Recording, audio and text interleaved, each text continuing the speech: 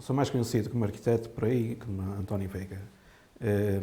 Sou natural daqui de Barqueiros. Então vamos começar primeiro, como é que surgiu o nome Barqueiros? É assim, nós em termos documentais não temos dados que nos digam, que nos deem referências sobre a origem do topónimo Barqueiros. Pela localização e junto a uma parte de terreno muito baixa, muito funda, que estaria ligada ao Rio Cábado, pelas transformações que esta zona teve de Rio Tinto, entre Rio Tinto e Fonte Boa, nós sabemos que o Rio Cábado, em tempos, chegaria muito próximo de Barqueiros. E daí é natural que tivesse havido atividade ligada ao rio. A minha teoria é que Barqueiros podia ter sido um pequenino porto de apoio às muitas atividades ligadas à mineração, principalmente, às minas da Lagoa Negra, à quantidade de exploração de minério que existiria entre Lagoa Negra e Laundos, entre Ratos e Paradela. Teríamos que ver um bocadinho como é que se formou depois o atual território da freguesia de Barqueiros. A primeira referência que temos a Barqueiros é de 1059, mas Barqueiros seria só um pequeno território que ficaria norte e nascente da atual estrada que vai do Santuário à Igreja Velha de Barqueiros. Portanto, seria um território muito, muito, muito pequenino. E o resto pertenceria ao território de Lagoa Negra.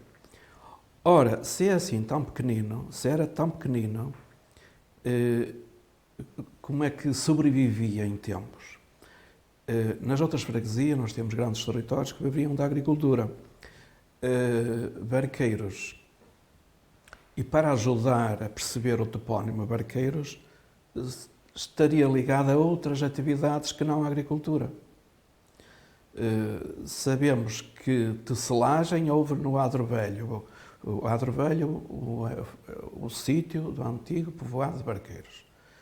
Que há lá vestígios de socalcos, poderão corresponder a fortificações ou não, isso os arqueólogos é que dirão. Sabemos que atividades ligadas à fundição também teriam existido em Barqueiros, por vestígios arqueológicos. Conclusão, Barqueiros foi um povoado da época romana, está no inventário arqueológico de Barcelos. O Dr. Buxado Almeida caracteriza como povoado tardo-romano. E a minha teoria é que esteve ligado à atividade, neste caso, fluvial, ou ligado a barcos, ou um pequeno porto, como já disse, ou outras atividades ligadas, ou a construção, não sei exatamente, até a construção de barcos, não sabemos. A arqueologia agora é que dirá muita coisa.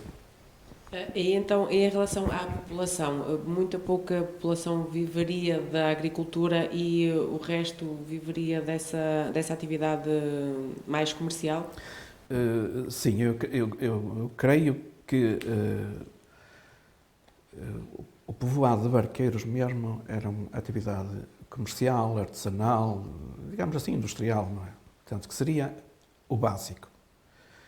Porque, claro que teria sempre o apoio da agricultura dos lugares próximos, Vilage, Jouve, mas não podemos esquecer que estamos a falar do tempo da época romana ou posterior, na época medieval, que havia dois territórios. Um virado para a agricultura, que seria a Lagoa Negra, o território da Lagoa Negra, e Barqueiros. Portanto, Barqueiros fundamentalmente ligado a atividades artesanais, comerciais, podemos pôr essa hipótese. Então, ou seja, seriam dois territórios relativamente pequenos, como é que conseguiram sobreviver? A referência mais antiga que temos da paróquia de Barqueiros, o chamado livro da Dona Momadona, é 1059. Parece a referência mais antiga. Da época romana até aí, portanto, nós temos para aí 500 ou 600 ou até 1000 anos, não sabemos nada. Os arqueólogos é que dirão.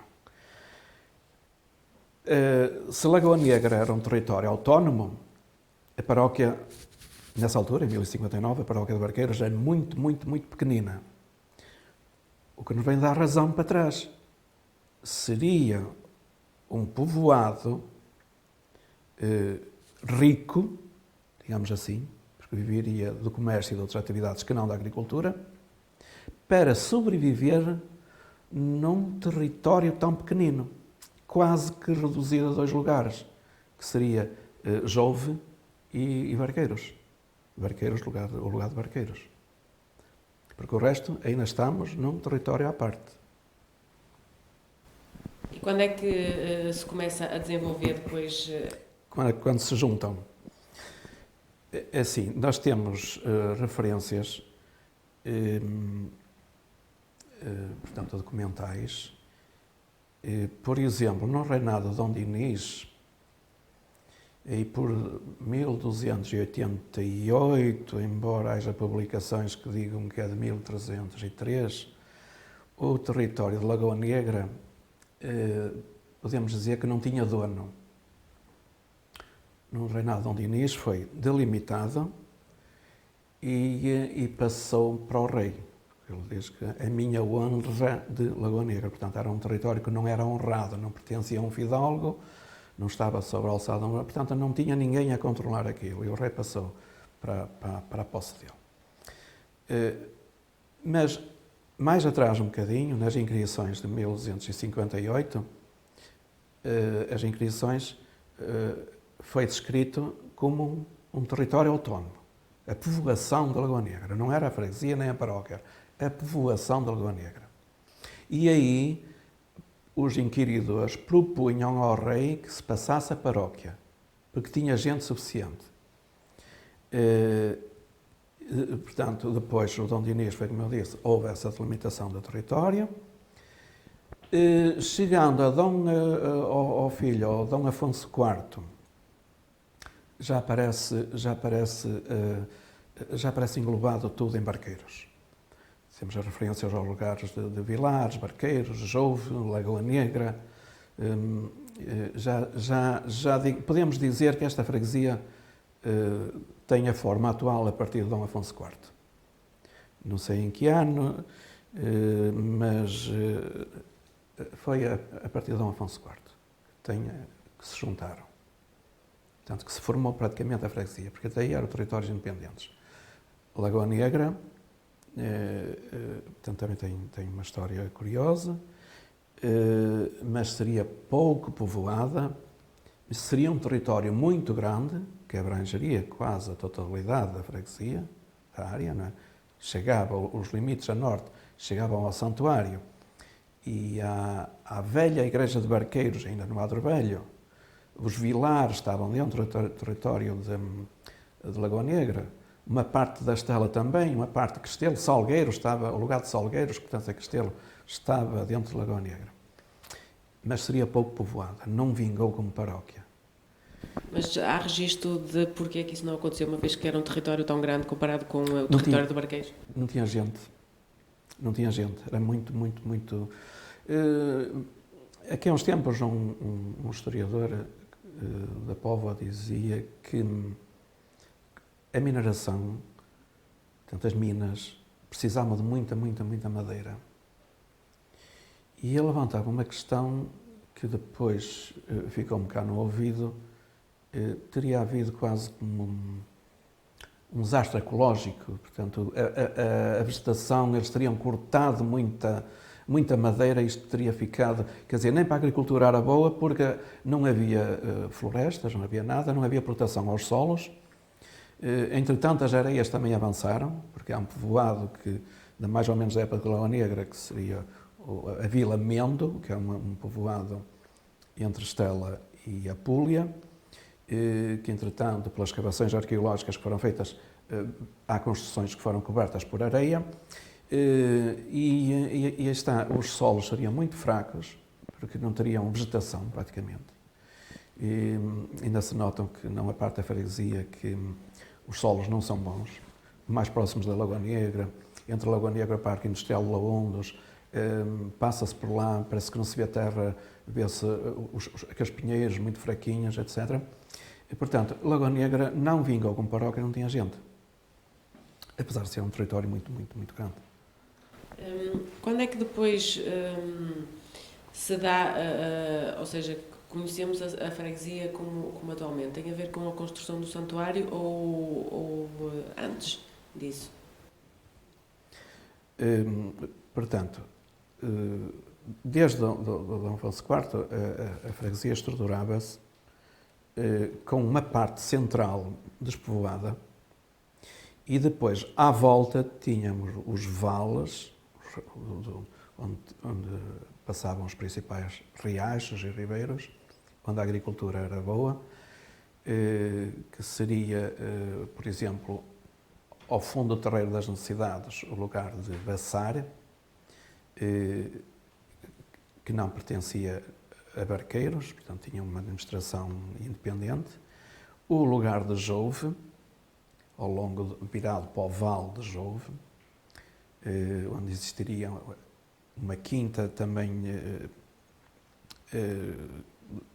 a Quinta de Jouve, que tem uma história também muito antiga, o lugar de Barqueiros, o lugar de Vilares. Estamos a andar pela periferia da freguesia. Depois temos próximo de Criás, uma parte de Criás ainda pertencia a Barqueiros, a parte da Lagoa Negra próximo entre o lugar e a autoestrada A28, e depois já tínhamos a parte entre Barqueiros e Laundos, que é São Montes. E a parte central era despovoada. Como é que ganhou esta forma? Com a construção do santuário. Portanto, desde que um senhor lá daquela quinta ao fundo do Terreiro das Necessidades, dos Velozes de Miranda, trouxe uma imagem da Senhora das Necessidades de Lisboa e a pôs num pequeno nicho, apregou lá as virtudes dela, o que lhe tinha acontecido. Ele achou que tinha tido uma intervenção milagrosa da Senhora das Necessidades, e a veneração à Senhora das Necessidades alargou-se de tal maneira que extravasou o âmbito da freguesia e teve uma implantação quase a nível regional, que ia de Porto a Viana a Braga. Há muitos registros de romeiros e de esmolas vindas deste grande território. E a partir daí começaram a construir o santuário, e por volta de 1746, demorou quase 20 anos a ser construído, foi benzido em 1762, e a partir daí começou-se a construir à volta, mas ele já estava construído, ainda havia muitas referências a terrenos baldios, portanto, baldios que não tinham dono. A maior parte desses terrenos, e o santuário foi construído no Couto de Baçar, portanto no lugar de Baçar, que era administrado pela Câmara da Apulia, e em termos paroquiais era mieiro entre a paróquia de São João de Barqueiros e o Salvador de Castelo. Mieiro quer dizer que um ano os paroquianos serviam-se da paróquia de Barqueiros, no outro ano, o Salvador de Castelo. Então o santuário foi construído em Baçar, junto aos limites com Barqueiros. Só a partir de 1800, entretanto, houve muitas doações de terreno ao santuário. Se houve muitas doações, o terreno não valia nada, era fraco, não tinha água, não dava para a cultura. As pessoas desfaziam-se com muita facilidade dos terrenos. E então houve muitos particulares que doaram o terreno onde estão as casas da ala norte do terreiro. Aquele alinhamento de casas muito urbano, muito alinhadas, foram construídas todas em terrenos doados, foram construídos na Bolsa da Senhora das Necessidades. Entretanto, portanto, começou a ter a designação de Bolsa da Senhora das Necessidades. E a partir de 1800 e 1801, os capelães começaram, digamos, a lotear, a furar, a arrendar os terrenos, as pessoas construíam e depois ficavam a pagar o foro ao santuário, uma espécie de uma renda. E aí temos aquele alinhamento todo, com condições. Eles impunham condições. Por exemplo, alinhar, a formosear, elas tinham que ser apresentáveis, e está a frente sempre desimpedida para as romarias, para as festas. Por isso é que temos aquele alinhamento todo do terreiro. O resto do terreiro, o resto do território, foi o arcebispo Dom Gaspar de Bragança que doou. Ele doou, porque ele é que mandava. Mas o terreno era dele? Era dele, estava sob a administração dele. O couto da Apulia pertencia à arquidiocese. E esse bocado de terreno assim desligado da Apulia, que se metia barqueiros pelo meio, também estava administrado, portanto, pela Câmara da Apulia e sobre a alçada do arcebispo, não é? Por isso é que ele doou aquele terreno todo. Se doou aquela quantidade de terreno é porque o terreno tinha valor. E quando ele doou também praticamente não havia casas. E o lugar de Telheiras também não existia. Porque quando se começou a construir, começaram-se também a instalar pessoas de fora, pessoas de Poças. Digamos que o terreiro das necessidades tornou-se num núcleo aburguesado, pessoal ligado aos negócios, famílias, portanto, que viviam do negócios. Primeiro, porque era contínuo afluxo de gente ao santuário, como dizem os documentos. Havia tanta concorrência que a Ponte Estreito, a estrada que agora é a Estrada Nacional, entre a Ponte Estreito, aquela baixa entre Barqueiros e Vila Seca, foi pedida pela confraria que inicialmente geria a capela, o santuário, que ainda estava em construção, em 1759, ainda não estava concluído o santuário. Mas, porque vinha muita gente dos lados Barcelos, daquela zona, e era um percurso muito a direito, pediram ao rei uma ponte ali assim. E, entretanto, avançou. Esse processo é de 1759 e começou a surgir uma via de ligação que é a atual Estrada Nacional. Tem origem aí, porque antigamente as ligações a Barcelos faziam-se por Paradela. Póvoa, Laundos, Paradela, Gilmonde, Barcelos. Não eram por aqui, porque desviavam daquela fonte, daquela baixa, que estava constantemente inundada, onde está agora a Ponte do Estreito. Portanto, havia esse núcleo de pessoal a viver à custa desse. E, entretanto, segundo a tradição, o pessoal, os labradores, tinham terrenos na zona agora das Telheiras e havia a tradição de eles fabricarem a própria telha. Inicialmente, em tempos antigos, seria lá embaixo, nos lugares de Vilares, onde havia barro, e depois passaram isso cá para cima. E de tal maneira que viram que aquilo que resultava, a certa altura já havia 20 e tal fornos de telha a fabricar telha, o que envolvia muita gente. E daí é que surgiu o lugar de Telheiras. Ou seja, mas era só mesmo nesse lugar que havia? Sim, porque há um documento de 1831 que diz que eram numerosas as telheiras junto da Senhora das Necessidades. Junto relativamente, não é? Era o lugar que surgiu à sombra do santuário, não é? Portanto, havia muita gente, era uma oportunidade de negócio, havia muita gente rica que vinha dos lados da Meia. Estamos Estamos 1800, por aí, acho que foi o grande arranque. O meu palpite é que seja depois das invasões francesas, que houve assim um arranque, porque era preciso reconstruir o país, porque houve ali uns anos que não se fez nada, foi durante as invasões francesas, e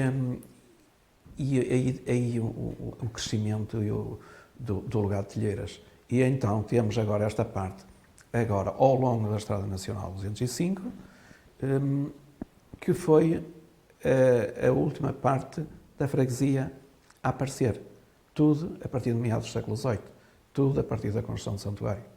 Porque se não fosse isso, é natural que agora tivesse crescido, mas os principais lugares estavam na periferia deste território todo, da freguesia de Barqueiros. E em relação às doações, além dos terrenos, que outro tipo de bens é que doavam na altura ao santuário? Isso é curioso, porque havia as doações em, por exemplo, cereais, de tal maneira que foi autorizada uma feira. Havia uma feira, inicialmente era uma feira mensal e depois deve ter passado a semanal. Essa feira ainda hoje perdura. Portanto, é uma feira que vem quando se construiu o santuário. Porque as molas eram muitas. Porque senão também não se tinha construído um edifício daquela envergadura, um templo daquela envergadura. E era preciso vender aquilo, e outros. E então resolveram instituir a feira, que também era um dos motivos de pedido da Ponte Estreito. Eram os devotos, bem como a feira que se realiza aí. Era também outro motivo. E depois havia as molas curiosas, que eram os hábitos, era uma peça de vestuário, que as pessoas vestiam aquilo e despiam e davam a esmola correspondente como se tivesse comprado. Havia outros, carnes secas, por exemplo, também vinham para ali, isso tinha que ser tudo vendido naquela altura, portanto, havia também esse comércio. Portanto, o que interessava ao santuário ficar lá com carnes, tinha que vender logo. Havia outra coisa curiosa que depois chegou ao Brasil, que eram as fitas. As fitas eram umas fitas de tecido, fitas ou medidas. As fitas, porque atrasado surgiu uma notícia curiosa no Brasil, vinda do Brasil, que era, em determinado santuário, tinham que rever a história, porque afinal em Portugal existia uma mais antiga, que era aqui. Pela descrição que faziam, eram registrados no meu livro. E eu vi logo, então isto tinha que ser das necessidades. Portanto, outras curiosidades. Existia uma balança, chamavam a balança romana, que seria uma grande balança, onde as pessoas se pesavam. Pesavam-se e deixavam correspondente a esmola em dinheiro. Outras curiosidades, traziam, por exemplo, bois, ou bezerros, ou vitelos. Havia como uma espécie de avaliação e deixavam esse dinheiro correspondente. Havia assim muitas curiosidades. Assim que me lembro agora, era isto. E quando é que depois é que o santuário, ou digamos que a romaria deixou de ter tanta importância? O que é que aconteceu aqui na freguesia? O santuário, ao longo da sua existência, teve várias vicissitudes. Tinha uma administração independente da paróquia, tinha um capelão nomeado pelo arcebispo e houve sempre conflitos. Mas foi sobrevivendo. Aliás, há uma curiosidade. O Real Santuário Nossa Senhora das Necessidades. A certa altura, ali por 1870 e tal, ou até antes, por aí, por esses anos, havia um conflito que estava muito aceso entre o capelão e o parque de Barqueiros. E então alguém aconselhou o capelão a pedir a proteção do rei. E obteve um alvará que passou a Santuário Real em 1872. E depois também outra coisa curiosa. Está publicado que passou a Real quando Dom Luís o visitou. De facto, o alvará, o documento em que passou a Real, foi passado em abril. Dom Luís esteve parado no Terreiro das Necessidades, onde teve numa sua visita ao Minho, onde foi recebido na entrada do distrito e na entrada do concelho, foi recebido no Terreiro das Necessidades, mas foi em junho. E há quem diga que ele passou a Real depois da visita. Não, ele quando visitou já estava. Mas isto é a propósito de que essas vicissitudes não afetaram praticamente. As invasões francesas só não caíram as molas em 1809, só não caíram as molas. E os franceses também não vieram ao santuário, porque está registado. O capelão deixou que não houve esmolas no mês de abril de 1809, porque foi no tempo que estiveram cá os franceses que não vieram ao santuário. E os franceses saqueavam todo por coisa. Mas isso também não afetou muito. A grande queda foi no movimento que houve aqui na freguesia de tentar passar a igreja paroquial que funcionava lá embaixo na Igreja Velha de Barqueiros, passá-la para o santuário. E aí criou duas divisões. Uma parte mais tradicional da freguesia não queria essa mudança, queria mantê-la, entendia que o santuário devia ser autónomo, como há noutras freguesias, os santuários assim, marianos, alvo de peregrinação, de romaria, de romagens, são autónomos. Essas duas visões, uma parte mais tradicional e outra parte ligada a este núcleo mais avançado, mais esclarecido, que vivia nas necessidades. Pessoal de negócios, pessoal que sabia, pessoal com contactos, com famílias de longe, entendia que realmente a paróquia se devia centralizar cá em cima, no santuário. Não esquecermos que, a partir de 1868, tínhamos o traçado da Estrada Real número 30, que é agora a Estrada Nacional 205. Portanto, e lá para baixo, para a Igreja de Barqueiros, tinha um caminho velho, que era a estrada que vai agora do santuário à Igreja Velha. E era um caminho velho. E custava esta gente aqui toda aperaltada andar por caminhos enlameados. E é natural que então tentassem trazer a paróquia cá para cima. Isto gerou também a confusão que a paróquia chegou a ser desmembrada pelas paróquias vizinhas. Portanto, houve ali uns anos que, paroquialmente, São João de Barqueiros não existiu. E estamos a falar dos anos 20 aos anos 30. Entretanto, como com a República os bens paroquiais tinham-se passado para o Estado, e o santuário também, a partir de certa altura começaram a abrir os terrenos e os edifícios a voltar novamente para as paróquias, e nessa altura, em 1930, formou-se cá uma comissão para tentar reaver também a Igreja, a Velha de Barqueiros, os santuários, os terrenos. Mas antes disso, para acalmar esta guerra entre estes, que há quem diga que ficou na história, na voz popular, a música velha, a música nova. Os da música velha seriam os de baixo, cá de cima seria o da música nova. E para tentar acalmar os dois partidos, formou-se uma comissão e compraram um terreno, elaboraram um projeto para uma igreja nova.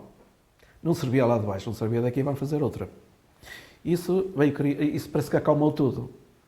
Portanto, já não queriam nem a de cima nem a de baixo, nem a nova. E entretanto, em 1930, o parque passa para a residência do Capelão e a matriz passa para aqui. Pronto, e a partir daí...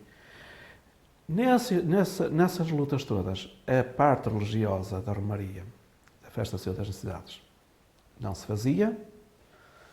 Temos ali uma década que o pessoal de longe que estava habituado a vir aqui deixou de vir, começou a cair no esquecimento e a freguesia perdeu muito com isso. Muitos negócios não se faziam, famílias aburguesadas, abastadas, que tinham familiares noutras zonas, abandonaram isto. Isto decaiu muito. Tínhamos farmácia, a farmácia saiu daqui e foi para Fão. Tínhamos médico, deixou de haver médico. Muita coisa perdeu-se. A freguesia perdeu muito com essa luta. E perdeu também devido ao aparecimento aos milagres de Fátima? Boa observação, porque estamos a falar na década de 20, 30 e surge o fenómeno Fátima. E aí desvia-se, começa o culto mariano, que até essa altura era feito nos grandes santuários. O Sameiro, o Santuário do Olívio, o Santuário das Necessidades, aqui próximo, logo a seguir, era o Amparo, aqui a Senhora do Amparo, aqui em Criaja Púlia. A partir dessa altura, essas idas quase contínuas a esses santuários marianos passaram a fazer só praticamente nas festas. E aí as lutas, mais o virarmos para Fátima, conclusão, a Romaria da Senhora das Necessidades foi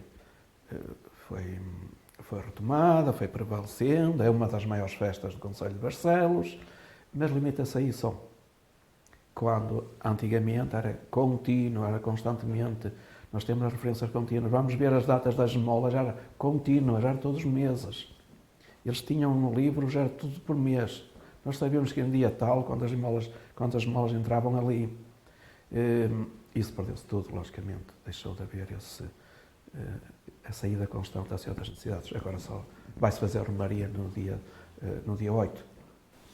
Ou seja, com tudo isso, perdeu-se um bocadinho da parte religiosa e, ao mesmo tempo, perdeu-se também a parte comercial, ou seja, por onde as pessoas poderiam organizar a sua vida. O que é que aconteceu à freguesia? Como é que as pessoas, a partir daí, com a decadência do santuário, viviam exatamente de quê? Com essa decadência, uma coisa que se verificou é que o terreiro também entrou um bocadinho de decadência. Eu recordo-me, quando era pequeno, as casas estavam mal pintadas, o aspecto era assim um bocado decadente mesmo. E aí perdeu-se muito em termos de negócio. Havia ali um sítio, logo a seguir ao terreiro, que praticamente faz parte do terreiro, a sul um bocadinho do santuário,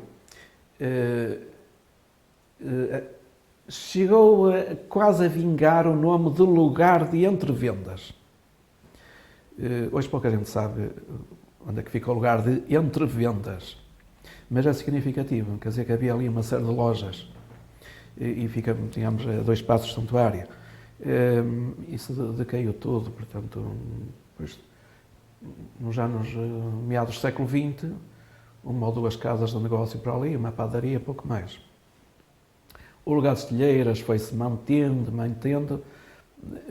e até inícios, os primeiros anos de 1960, 1962, 63, por aí, deve ter-se cozido a última fornada de telha.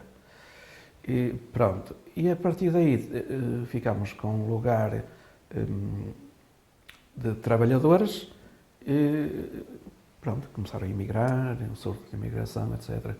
Portanto, o resto da agricultura manteve-se e, como se disse, na parte comercial, na parte do terreiro das necessidades, nunca mais foi nunca mais teve a pujança que teve na época em que o santuário ainda não era a igreja matriz. Com a construção da Estrada Real número 30, ou seja, Barqueiros passou a ser um dos pontos de passagem do caminho para Santiago. Ora bem, a Estrada Real número 30 foi idealizada para ligar o Porto, Póvoa, Vila de Conde, Barcelos, Ponte de Lima. E no livro Rumo à Barca do Lago tenho isso bem explicado. Porque aqui das estradas nacionais mais próximas, a primeira a ser construída foi a Porto, Famalicão, Barcelos, Viana. Antigamente, as principais ligações ao norte faziam-se por Porto, Rates,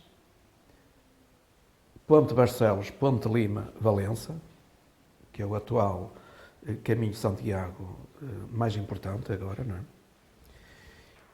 E para Viana era Porto, Rates, Lagoa Negra, portanto Barqueiros, Fonte Boa, Barca do Lago.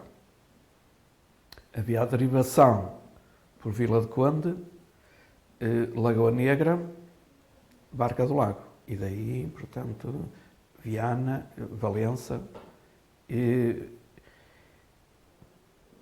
Estas eram as ligações mais antigas da freguesia. Portanto, as mais referidas. Havia outra que era também Rates, Santuário das Necessidades, Igreja Velha de Barqueiros, Fonte Boa. Há documentos que a mencionam como a Estrada do Porto, e a Estrada de Vila de Conde era a que saía da Barca do Lago e ia virada a Criás, Estela, Navais, Vila de Conde. Este desvio por Rates tem a ver muito com a passagem de barco em Vila de Conde, porque pagavam às freiras do Mosteiro de Santa Clara, que está mesmo em frente, não é? Próximo da ponte, da atual ponte, era ali que se fazia a passagem do barco, pagavam. E o pessoal... e na Barca do Lago passavam de graça. Portanto, o pessoal saía do Porto, seguia uma estrada boa, de muito movimento, que derivava para Famalicão e para Barcelos, e em Rates derivavam para a Barca do Lago. Com a construção do santuário, ou voltando atrás um bocadinho, a ligação Póvoa-Barcelos fazia-se Póvoa-Terroso, passar junto do sopé da base de Monte São Félix, seguia por Paradela, Faria, Gilmonde, Faria, Carvalhal, que ainda há lá uma rua que se chama a Rua da Estrada Real, e pronto, Barcelinhos, por aí fora. Portanto, aqui em Barqueiros só tínhamos a passagem da tal estrada que vinha de Rates, passavam aqui por Baçar, onde está o santuário, Igreja Velha. E a outra que passava no lugar da Lagoa Negra, Rates, Vilares, Barca do Lago. Junto ao limite poente, tínhamos a estrada de Vila de Conde, Criás, Barca do Lago. Portanto, eram estas as principais vias. O santuário veio baralhar tudo, veio alterar o território. Porque com o pedido da ponte estreita em 1759, já se começa a fixar um trajeto que já existia, um caminho velho que já existia, que era a estrada para a Vila de Conde. Portanto, começa a fixar-se, a criar-se já estruturas para ser aproveitado mais tarde. Quando se definiu esse traçado, por volta de 1860, da Estrada Real, dessa nova Estrada Real, seguiu-se já a parte da Ponte Estreita já estava feita, a parte daqui de Telheiras para a Póvoa foi feita de raiz, porque nós vamos aqui na Estrada da Póvoa, temos ali por Terroso uma grande reta, uma reta de quilómetros, foi cortada de raiz, não foi sobre caminho velho nenhum. Desta estrada, a última parte a ser construída, e é uma curiosidade, que o Dr. Vítor Pinho publicou há pouco tempo, ainda foi a tempo de incluir uma referência no meu livro Rumo à Barca do Lago. A última desta estrada, a última parte foi construir, foi aqui nas Necessidades. Polémica. Queriam que a seguir à Ponte Estreito virasse para o fundo do terreiro das Necessidades, viesse pelo meio do terreiro acima, virado ao santuário. E depois é que desviava para a Póvoa. Essa ideia não vingou, mas teve quase, não vingou, e temos o atual traçado. Não sei se não teria sido a geneira de terem feito uma estrada a passar por meio do terreiro. Acho que estragam aquilo tudo. Imagina o que é agora, no Campo da Feira, abrir mesmo uma estrada mesmo pelo meio do Campo da Feira em Barcelos. Estragava-se aquilo tudo, não é? Há coisas que não têm muita lógica. Em relação, por exemplo, a vestígios arqueológicos, o que é que foi encontrado ao longo dos tempos aqui na freguesia? Assim, nós temos aqui polos arqueológicos que ao longo dos tempos têm vindo a chamar a atenção. Temos o polo arqueológico. Quer dizer, não estão explorados ainda. Como já disse, é preciso que os arqueólogos vejam um bocadinho o Adro Velho, porque não é só a história local que está ali. Se Barqueiros vingou num território tão pequenino, houve ali muita atividade, quer dizer, que foi importante a nível das redondezas. Foi importante. E é preciso ver que nós temos 1000 anos que não sabemos nada. Por exemplo, desde a época romana, ou podemos dizer pelo menos 600 anos, que não se sabe nada, que é desde que os romanos foram daqui até 1059 que aparece a primeira referência à paróquia. Portanto, há muita coisa ali que é preciso ver. O núcleo de Vilares. Vilares é um lugar que aparece muito referido no reinado de Dom Dinis e Dom Afonso IV. Vilares vem de vila. Portanto, houve ali um núcleo romano. Mas também não se diz isto à toa. Há vestígios, encontra-se muito na parte alta do lugar, vestígios de telha romana. E que agora, com as escavações arqueológicas, com as escavações de caulinos, com a exploração de caulino, muita coisa se destruiu. E um arqueólogo sugeriu, entre dentes, que na parte alta do lugar, pela quantidade de tégulas, telha romana, e de placas de xisto num sítio onde não há xisto, podia ter sido a necrópole, o cemitério. Mas ficou-se por aí. Portanto, há vestígios. Importante também é a Lagoa Negra. Próximo da Lagoa Negra também havia vestígios pré-históricos, o resto de uma anta. Não sei em que ponto é que isso está, se já foi destruída, mas a Lagoa Negra é misteriosa pelo próprio nome, quer dizer que foi um território que foi abandonado, que não sabemos o nome original das minas de Lagoa Negra, das minas do tempo romano, da época romana ou anterior, que alguns historiadores dizem, ou anterior, porque se aparece ouro, muitos objetos de ouro se apareceram em Laúns, em Terroso, na Estela, eles põem a hipótese. Talvez muito ouro tivesse sido explorado na região, na zona. Lagoa Negra é de ter em conta nesse aspecto. Portanto, está ali, sem dúvida, ligado à exploração mineira. As próprias lendas também assim o dizem, porque há aquela lenda da Lagoa Negra que dizem que os trabalhadores foram para as minas e as mulheres foram levar a comida e quando chegaram lá tinha arrebentado uma veia de água que inundou tudo. E então que lançaram a maldição, ó negra, ó Lagoa Negra, que não vais dar para mais nada, nem para beber nem nada. E realmente aquela água dos xistos, da própria composição geológica, não dá para nada. cria lá uns peixinhos e pouco mais, a negra mesmo. Então, em relação a isso, não se sabe qual é que seria o nome original desse local? Não, em 1258, nas incriações de Dom Afonso III, aparece um curioso nome, povoação de Lagoa Negra ou macenaria, ou macenária.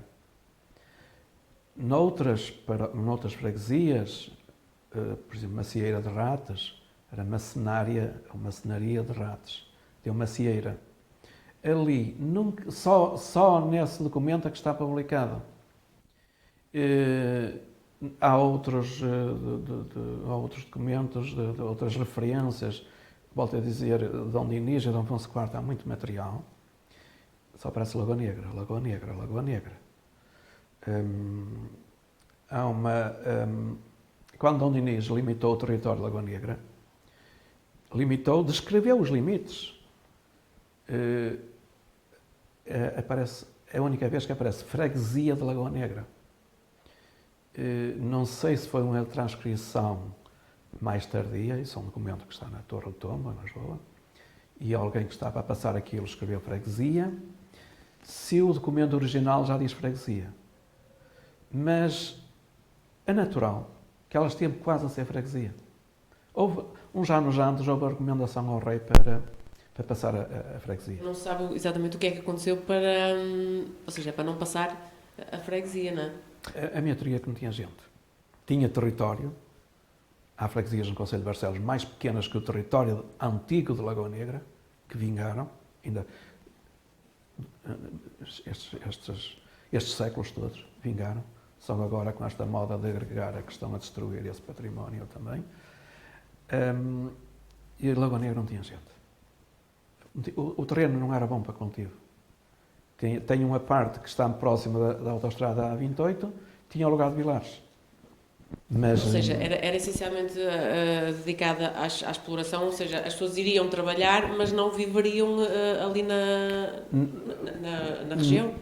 Sim, teria um acampamento que eu presumo, até pela orientação do arruamento principal do núcleo antigo do lugar de Lagoa Negra, que está voltado para a mina, que seria ali, mas as arqueologias aí é que dirão, são especulações.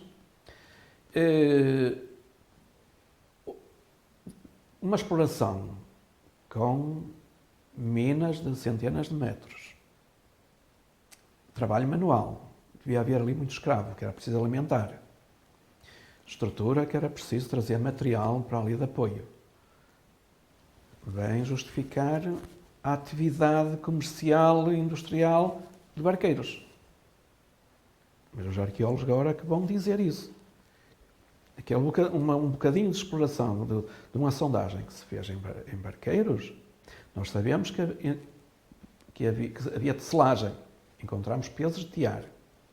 Havia fundição, encontramos uns bocadinhos, aquilo tem um nome próprio, que são restos de fundição, que aparecem em muito lado. Portanto, é natural que houve ali fornos, que aquilo fundiu e ficou ali uns restos de material fundido. Acho que umas bolinhas. Portanto, houve de apoio certamente à Lagoa Negra, às minas. E depois havia os terrenos à volta para alimentar essa gente toda. Portanto, veio o núcleo de Vilares, da mesma época, o povoado de Apulia, há quem diga, por próprio nome, não é? Também a semelhança com a Apulia da Itália, da região da Apulia, na Itália. O povoado que existiu também mais ou menos na época, que agora não há vestígios, de Vila Mendo, entre Estela e Apulia.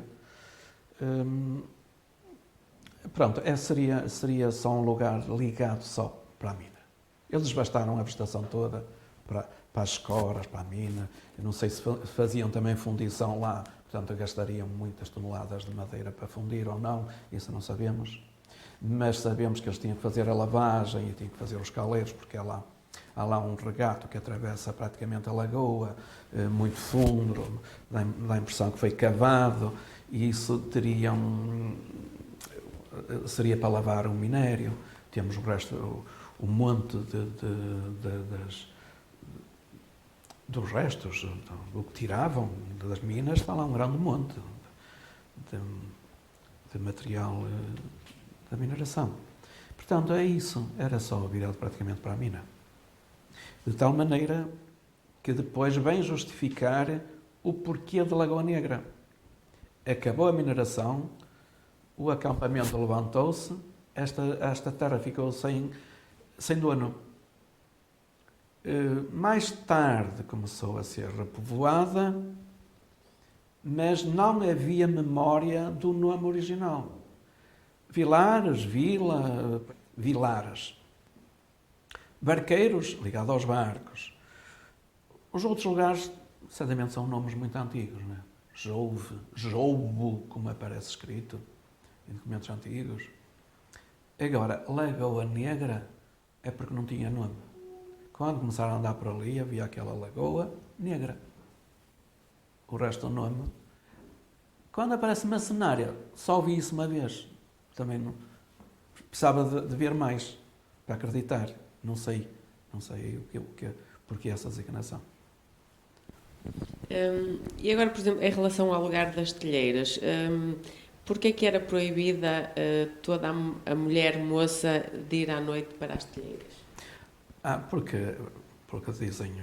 Porque me diziam os antigos telheiros, a cozedura de uma fornada de telha ou tijolo, aquilo era uma grande festa. Aquilo era uma festa, era uma herbaldaria. Aquilo misturava-se tudo. De modo que o padre devia ouvir tanta confissão que, quando veio aí um visitador, um representante do arcebispo, lá abre o decreto que as jovens não podem ir para lá, porque podem se perder, não é? Lá no meio dos montes de mato, de barro, dos fornos, ao calor dos fornos, não sei quantos, mais copo, menos copo, já se sabe que não ia dar bom resultado. E então proibiram, em 1831, proibiu mesmo esses ajuntamentos de raparigas novas não podiam ir, solteiras não podiam ir para lá. A não ser acompanhados dos pais dos irmãos, mas mesmo assim. E depois lançavam excomunhão mesmo a quem não obedecesse, multas também a quem não obedecesse, etc. Isso também é um documento muito, muito, muito curioso, que nos dá a ideia do ambiente que se vivia à volta das telheiras, pelas numerosas telheiras. Eu sei que num dos primeiros estudos que fiz sobre a freguesia foi sobre as telheiras, e na altura identificámos 20 locais de fornos. E é natural que nessa altura tivessem 20 ou mais. Estamos a falar numa altura, 1830, numa altura que o país também estaria a recuperar, porque entretanto meteu-se as guerras civis entre Dom Pedro e Dom Miguel, aquilo estagnou, mas seria sempre à volta disso. Então, ou seja, foi um período também conturbado e que não só se calhar para aqui, mas para o país também. Sim. É natural que depois de uma guerra há sempre durante uma guerra ou uma crise, como é que temos, não se investe. Mas depois, aliviando, começa-se a investir e às vezes até com mais intensidade, não é? E é natural que depois, durante o século XIX, o restante século XIX e início do XX, com alguma industrialização do país, etc., as telheiras tivessem tido muita importância. De tal maneira que se formou como lugar autónomo. Porque o território das telheiras também pertencia à Lagoa Negra. Também estava dentro do território da Lagoa Negra. Que até muito tarde, porque nos documentos oficiais, só a partir de 1835 é que aparece a designação oficial de telheiras. Porque daí era quem morresse lá morria no lugar da Lagoa Negra. Portanto, acontecia isso. E porquê é que não terá vingado essa atividade, uma vez que já não havia outras formas de ganhar dinheiro aqui na freguesia? Porquê é que não terá vingado a parte das telhas e do... Sim, porquê é que não deram a volta? Não sei. Eles dizem que era a telha francesa, a telha marselhesa na altura, e a telha industrial começou a invadir o país. Portanto, a partir daí, já não nos compensava muito. O tijolo, um antigo tilheiro contou-me uma história que fizeram uma fábrica em Barcelos em tijolo, mas passado um tempo aquilo ruiu tudo. Então também não sei se a qualidade também era por aí além. Eles queixavam-se muito da falta de união, queixavam-se muito dos impostos, queixavam-se muito agora como a ASAI exige estabelecimentos sanitários, não sei quantos, já naquela altura, e assim uma série de coisas que eles não tinham, e depois teriam que investir. E a comunidade era pobre. Havia meia dúzia que eram os donos dos fornos, e depois já eram a comunidade trabalhadora. Os donos dos fornos também estavam ligados à agricultura, esses não se importavam muito. O forno não dá, a agricultura vai dando. Portanto, também não estavam para aí virados. O construir um forno, aquilo era uma atividade artesanal.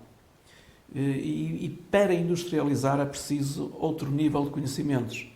E é preciso mexer demasiado. E a gente viu pelas lutas que na freguesia que havia uma parte muito tradicional, que não era adepta assim de muitas mudanças. O fazer um fornito e tal, e pôr lá a gente a trabalhar, era como pôr os jornaleiros a trabalhar. Agora, passar aquilo para um nível industrial, é preciso investimento, é preciso saber, é preciso ter coragem e sair da zona de conforto. Da zona de conforto. Também pode ser isso. Ou seja, voltamos um bocadinho à velha história de mudar a igreja lá para cima. Ou seja, os antigos querem continuar ali e depois há aqueles que querem a mudança, mas não conseguem. Ora, aí está. E há lutas. Pronto, a ideia é que esta freguesia tem assim esta história fantástica em termos de formação. Ou seja, é uma freguesia pequenininha, mas muito dividida ao longo destes anos todos. Sim. Eu andava na escola, ao fim da escola havia uma sessão da pedrada, apedrejar uns aos outros, e havia arroz de terreiro contra telheiras. Isso era certo e sabido. Isso era rachar a cabeça de vez em quando, isso era, ao fim da escola, às vezes já se levavam as pedras no bolso, à pedrada, desviados uns dos outros, Portanto, estamos a ver, meados do século XX ainda acontecia isso. Essa divisão entre a parte mais tradicional da freguesia e a parte mais trabalhadora, mais proletarializada. Em relação ao Colégio de São Luís, qual é que foi a importância aqui para a freguesia? O Colégio de São Luís também é outra história curiosa que se está a preparar um estudo sobre isso, que em princípio se vai publicar. Para falar no Colégio de São Luís temos que falar no fundador, no Domingos Gonçalves Carregosa. Um senhor que nasceu pobre, muito pobre. A mãe, para sustentar, teve que o pôr na roda dos postos. Primeiro foi para a roda de Esposende, depois foi para a roda de Barcelos, foi exposto, foi enjeitado. E a mãe foi amamentar um neto do João Veloso Miranda, fundador do santuário. Mas não perdeu, ele foi, normalmente quando iam para essa roda, ou morriam ou depois eram adotados e nunca mais. Mas não perdeu, a mãe sabia em que ama que estava e ajudava. Aos 7 anos voltou para a mãe, porque na roda dos postos, a partir dos 7 anos não podiam estar. Voltou para a mãe ensinou a ler, deu-lhe uma profissão, foi carpinteiro. Entretanto a mãe morreu, ele instalou-se como carpinteiro, a mãe morreu, ele com 30, teria 30 e poucos anos, emigrou para o Brasil, esteve um ano ou dois no Rio de Janeiro, foi para São Paulo. Em São Paulo começou a ter contacto com instituições locais ligadas às instituições portuguesas e a instituições religiosas. Ligou-se aos franciscanos, esteve na origem da fundação de um dos principais santuários de uma das igrejas mais bonitas de São Paulo, que é o Santuário do Sagrado Coração de Jesus. Esteve na origem da fundação desse santuário. Os negócios lá prosperaram, ele investiu lá, construiu lá vários prédios, tinha um bom rendimento. Quando veio para cá, definitivamente, instalou-se cá, como já tinha alguma ligação aos franciscanos em São Paulo, houve uma aproximação aos franciscanos de Montariol, que por esses anos também se estariam a instalar em Montreal, junto de Braga. Portanto, houve uma aproximação muito grande e ele, em testamento, deixou tudo aos franciscanos. Mas antes de morrer, ainda teve tempo de construiu a moradia dele e, junto à moradia, o colégio. Ele morreu em 1903, mas antes de morrer o colégio já tinham destinado a data para começar a funcionar em 1903. Entretanto, ele morre e nesse ano ainda se instalaram cá. Funcionou até 1910, porque até a expulsão das ordens religiosas com a implantação da República. Quando acabou, tinha cerca de 40 alunos, de vários pontos do país, e no início também teve a sua importância porque tinham alunos, tinham aulas ligadas ao exterior. Eu tive um familiar de Paradela, que quando era pequeno ele contava-me histórias do tempo que andou no colégio. Portanto, tinham aulas voltadas para alunos exteriores. Não era só para seguir a vida religiosa, era um colégio. Acho que foi uma perda para a paróquia, para a freguesia, foi uma perda grande, porque era um núcleo que teve professores, padres franciscanos, que deixaram referências até a nível nacional mesmo, com obras publicadas, embora temática religiosa, mas que tiveram a sua importância, até em polémicas religiosas entre franciscanos e jesuítas. Pessoas que estiveram envolvidas nessas polémicas a nível nacional, que hoje, ao fazer-se a história dos franciscanos, fala-se em Montariol e há muitas referências ao Colégio das Necessidades. Portanto, por aí, porque eles eram uma espécie de filial. E houve uma classe, houve estudos que eles abandonaram em Montariol e instalaram aqui. Em relação, por exemplo, a lendas, além da lenda da Lagoa Negra, que outras lendas é que há aqui na freguesia? Sei lá, há lendas. Aqui na estrada Necessidades, a Apúlia, junto a uma empresa de confecções, posso dizer, junto a Ictus.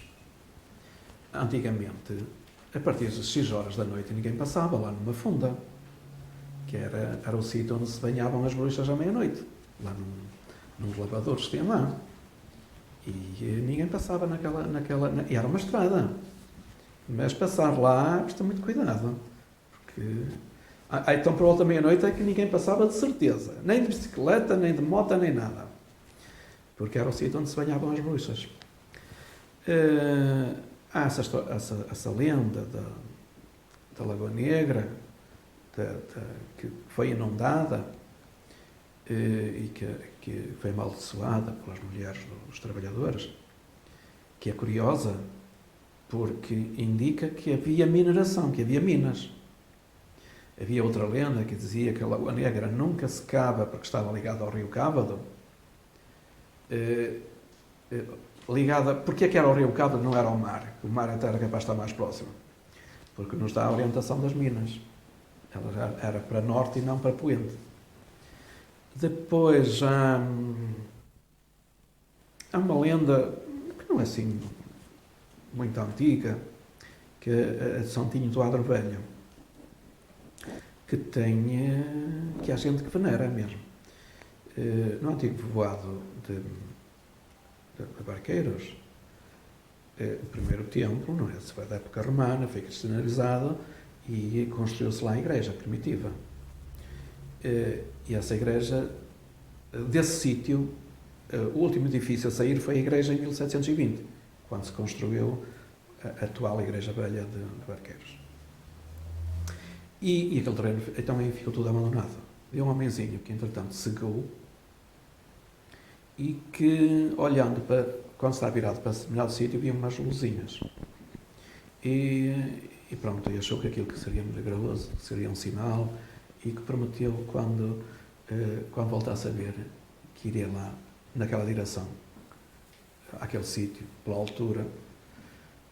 Então, pelos vistos, depois começou a ver, e pelo indício e tal, devia ser o Adro Velho, e foi para lá limpar aquilo tudo, e encontrou uma pedra de sepultura, e encontrou uma ossada, e achou que aquilo que seria, pelo tamanho, que seria o santinho que fez o milagre. Ora bem, se era um sítio de sepulturas, se existiu lá a igreja de 1720, essa igreja seria pequena, e se sepultavam, até no adro, sepultavam, é natural que se encontrasse pedras dessas, porque há por aí muitos sítios, junto a muitas igrejas, pedras de sepultura. Ossadas também, porque se era cemitério, é natural, que coisa. Pronto, isso também é lenda. E depois, a certa altura, uma senhora da família, também, a propósito de uma promessa qualquer, prometeu pedir X quantia em todas as casas de freguesia, e com isso depois fez lá a capelinha que existe lá em 1922. Portanto, acho que são as principais lendas que são ligadas à freguesia. Há bocadinho referiu o nome de São João de Barqueiros. Apesar de se conhecer Nossa Senhora das Necessidades ligada a Barqueiros, não é o padroeiro da freguesia. São João de Barqueiros é o padroeiro da freguesia. Sim. São das Necessidades, não. Exatamente. Não, porque tem centenas de anos, a paróquia foi sempre São João Batista de Barqueiros, e depois só, digamos, passados séculos, é que temos a Senhora das Necessidades. Mas normalmente quando as pessoas se referem a Barqueiros, poucas se calhar saberão que o padroeiro... Que é o São João Batista. É porque, entretanto, falo só em Barqueiros, Senhor das Necessidades. E os padroeiros, às vezes, ficam relegados para um lugar secundário. Mas sempre, historicamente, foi sempre São João Batista de Barqueiros. E é uma festa com muita gente, ou também já caiu um bocadinho... Qual? A padroeira de São João Batista? São João Batista fazem agora uma festita. Em tempos, na minha juventude, não se fazia praticamente nada, a não ser uma parte religiosa, uma procissão que ia, ou que vinha lá de baixo da Igreja Velha para o santuário, e ficava só pelo servão e pela missa e pela procissão. Agora, ultimamente, o pessoal mais bairrista um bocadinho já vai fazendo umas festitas. E pronto, já começa, já não cai tanto no esquecimento o padroeiro. E uma coisa que é inevitável falarmos, que é um bocadinho mais recente, tem a ver com a Guerra dos Caulinos. Isso voltou a dividir a freguesia. O que é que aconteceu exatamente? Assim, eu nessa altura já estava fora portanto, a freguesia já tinha casado, já estava. E acompanhando o Sr. Releve, ia conversando com o Presidente da Junta da altura, ia escrevendo uns artigos também, e ficava por aí. Pronto, naquela altura entendia-se que, portanto, que não deviam mesmo explorar aqui em cima, aqui nas quintas, aqui junto ao santuário. Também devemos ter em conta, porque agora, entretanto, explorou-se e estão em recuperação. Também temos que ter sempre o enquadramento histórico, a realidade naquela altura. Naquela altura as leis também não eram tão rigorosas como agora, não é? E o mais natural era ir pela experiência e pelo que se via nos outros sítios onde exploravam e deixavam os buracos. E a população nessa altura tinha razão que chegasse para protestar. Divisão da freguesia, não sei. Essa divisão foi mais tarde, quando juntas posteriores entenderam que se poderia negociar. Pronto, entenderam negociar e exploraram, e depois, entretanto, passa a história, e depois agora há de se fazer a história disso, um dia destes. Mas foi curioso que essa luta originou legislação para estes casos, deu origem à legislação, onde há decretos para todas as explorações do país que saíram destas lutas. Portanto, aí também teve esse mérito, em termos ambientais, teve mérito. Posso falar nos inícios, como já disse, nessa luta que teve razão de ser, face ao que a empresa exploradora deixava aos restantes, tinha muita razão em protestar nessa altura, mas, entretanto, o tempo não para, não é? Nós também não podemos fazer como antigamente, em que havia a parte velha e a parte nova, a música velha e a música nova. Que se recorda que momentos foram vividos, foram momentos bastante fortes, bastante de pânico também, que tanto é que infelizmente originou a perda de um conterrâneo, portanto, uma bala perdida ou não. Portanto, que retrato é que consegue fazer deste ambiente caótico, de medo, terror, nessa altura? Foram dias muito agitados. Dias que, certamente, na história da freguesia nunca houve nada assim parecido. Pessoal de vigília, pessoal a cortar estradas, o pessoal sempre concentrado a combinar as coisas, a combinar estratégias, a freguesia sitiada, porque na altura vivia em Esposende e à hora dos acontecimentos não podia vir para cá, mas via lá estacionada a polícia de choque. Portanto, estava tudo preparado, tudo à volta. Aquilo era impressionante. Acha que nessa altura do que se falava havia informação e as pessoas estavam devidamente informadas, quer das pretensões portanto, da exploração dos paulinos e quer da administração, não é? Da altura, e a própria população, a própria igreja, quer dizer, eu sei que na altura era reabastecido, era um cenário, digamos, quase praticamente de guerra, não é? Era uma guerra aberta, quer dizer, estava ali. Quer dizer, a população tinha perfeitamente a noção, estava devidamente informada de tudo que se iria passar, ou que mais tarde, hoje as coisas estão mais pacíficas, que provavelmente estão mais esclarecidas sobre, mas se calhar na altura não. Já há alguns anos que a população se vinha preparando. E eu também nessa altura ainda fui responsável muito por isso. Porque a gente fazia, a certa altura, havia um grupinho digamos, de intervenção. Não se chegou a formar a associação, mas teve quase. Mas pela idade estávamos todos casadeiros, portanto aquilo não ia dar muito. Mas enquanto tivemos a oportunidade, publicaram-se para aí umas coisas e havia umas caricaturas que era o Santuário das Necessidades e uma lagoa à volta. E o pessoal achava aquilo um exagero, mas ia vendo lá por baixo como as coisas estavam, como a empresa deixava os terrenos e aquilo ia entranhando. E depois também os panfletos, chegámos a distribuir panfletos por aí, isto para aí uns 3 anos antes. Digamos que em termos de esclarecimentos, a população Tinha, porque senão também não aparecia. Porque esta terra não vai atrás de qualquer coisa. Tem, uns querem, outros não. Não é meio termo. É. Portanto, havia alguma informação.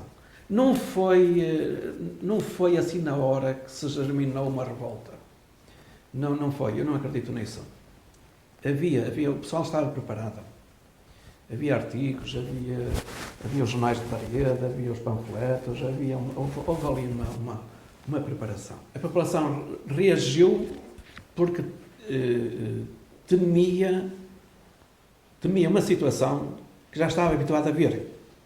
Porque se a empresa de início explorava, deixava tudo bonitinho, talvez não tivesse acontecido tanto disso. Talvez essa revolução não se tivesse feito. Ou se tivesse feito não com centenas de pessoas aí. Não teria juntado tanta gente. Mas é que a empresa tinha os maus exemplos. E daí a população, aquilo não queremos ali. Criar charcos, mosquitos, pó, não podia ser. Não é? Portanto, era um atentado ambiental. Nítido. As lutas eram ambientais, eles lutavam pelo seu ambiente. Portanto, isso naquela altura teve razão de ser. Pronto, e ainda bem que reagiram. Porque se tivessem deixado entrar, não sei se teriam explorado e deixado como está agora, que está em vias de colmatar. Naquela altura é natural que tivesse todo cheio de buracos. Não teria saído a legislação que obrigava depois a uma série de coisas. Não é? Portanto, volto a repetir, a parte trágica, portanto, esse exagero, essa nódoa, ficou aí assim, por parte das autoridades. Portanto, é isso que não havia necessidade. Ficou sempre esse sentimento, que não era preciso ter chegado a tanto. Tanto é que depois mais... Faleceu esse baleado, um homenzito que sofria do coração, que foi a correr daqui para casa, depois faleceu logo, quer dizer, que se pode associar, mas se ele foi a fugir, é natural que se tivesse a fugir. Pronto, quer dizer, essa direta e essa indireta, não havia necessidade. Portanto, a partir daí, algum tempo depois, é levantada a estátua que temos ali hoje. Essa homenagem à luta do povo, ao autarcismo, ao poder do povo, digamos assim, foi aí que se fez essa homenagem e fica. Eu vi a maquete, ajudei a decidir o lugar, porque era para ser próximo naquele terreno que está frente ao centro escolar, frente à escola, tem ali um bocadinho de parque de estacionamento. A Junta Autónoma não autorizou e depois o melhor sítio que encontrou para ser visto era ali, não é? Próximo dos acontecimentos, porque aconteceu muita coisa ali, portanto a relação de proximidade era importante e pronto, decidiu-se ali. Considero que não era um bom sítio,